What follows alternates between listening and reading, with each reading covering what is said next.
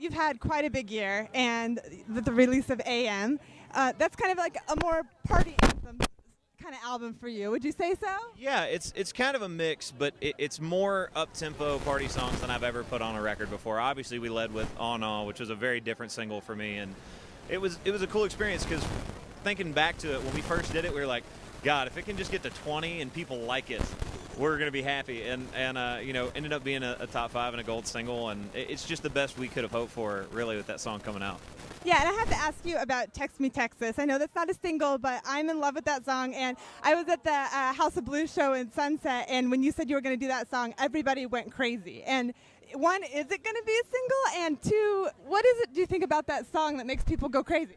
I don't know if it'll be a single just because it's so stripped down. It's hard to do stuff like that unless it was like the last single off the record. So who knows? But I fell in love with that song the first time I heard it. So I don't know what it is about that. I don't know if it's just that it's so stripped down and cool and vibey and just, you know, something that everybody's done. Like everybody's had that person you're just like, please, I want to see their name come up on my phone. But it just really, really has worked well live. 2014 is right around the corner, and I know this year has been huge for you. What do you have in the works for 2014? A lot, actually. We're going to be out with Brad Paisley on his Beat This Winter World Tour. So we're actually going to go over to Europe for 2 weeks. At the end of that, we're going to be over there playing with him all over the place, London, Dublin, Norway. And then when I come back, I'm actually going to be doing one of the weekends with George Strait for his farewell tour. Oh, my goodness. Yeah. That's going to be amazing.